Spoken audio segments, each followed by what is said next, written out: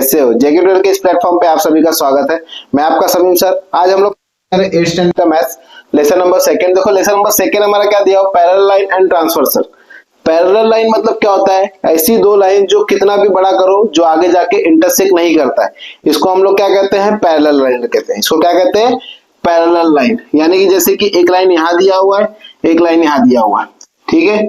ये दो लाइन जो भी रहेंगे ये हमारा क्या रहेगा, पैरेलल रहेगा। इसको मैं नाम दे देता हूँ एल एम। ये दो लाइन क्या है, कितना भी बड़ा करो ये दोनों आगे जाके इंटरसेक्ट नहीं करेगा, तो इसको हम लोग क्या कहेंगे, पैरेलल लाइन कहेंगे। क्या कहेंगे, पैरेलल।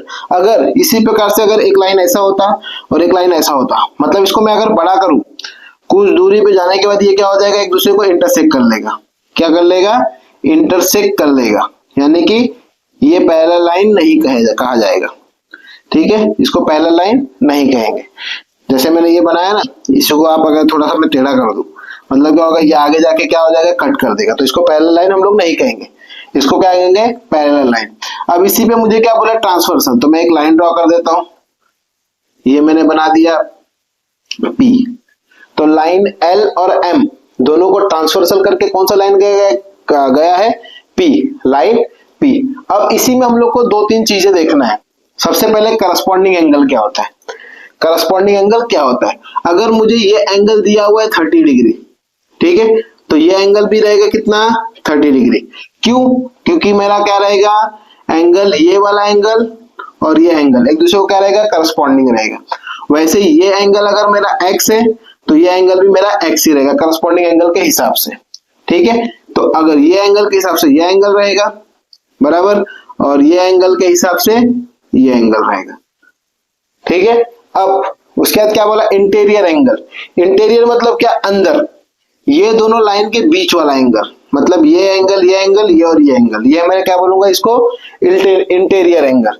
और इसी में क्या होता है, एक्सटीरियर। एक्सटीरियर मतलब बाहर का, ये एंगल लो, ये एंगल चाहे ये एंगल, ये दोनों एंगल और ये दोनों एंगल, ये क्या हो गया, एक्सटीरियर एंगल हो गया। उसके बाद क्या बोला है, अल्टरनेट एंगल।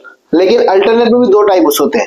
जैसे कि अल्टरनेट इंटीरियर एंगल बोला तो अंदर का देखेंगे, इंटीरियर देखेंगे।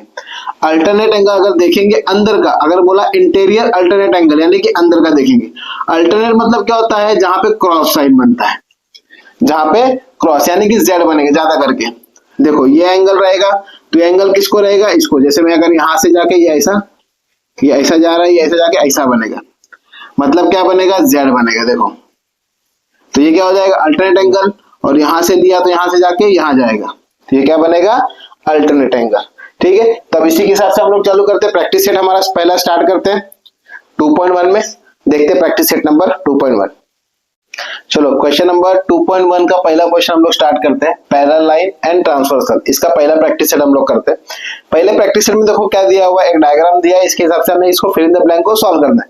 अभी मैंने आप लोग को बताया करस्पॉन्डिंग क्या होता है, इंटीरियर अल्टरनेट क्या होता है और एक्सटीरियर क्या होता है। तो उसी के हिसाब से क्या करता है, उसका वैल्यू लिखना है। तो सबसे पहले देखो क्या बोला, करस्पॉन्डिंग एंगल, इसके हिसाब से देखना है और करस्पॉन्डिंग एंगल लिखना है। पी का अब चेक करो, पी का क्या हो जाएगा, डब्ल्यू। पी का क्या हो जाएगा, डब्ल्यू। उसके बाद क्या दिया हुआ है, क्यू। क्यू का क्या हो जाएगा, एक्स। तो लिख लेता हूं मैं। एंगल पी का क्या हो जाएगा, एंगल डब्ल्यू। एंगल पी का हमारा हो जाएगा एंगल डब्ल्यू। उसके बाद क्या दिया, एंगल क्यू। एंगल क्यू का क्या हो जाएगा, एंगल एक्स हो जाएगा। क्या हो जाएगा, एंगल एक्स। नेक्स्ट क्या दिया, आर। एंगल आर का क्या हो जाएगा, एंगल वाई।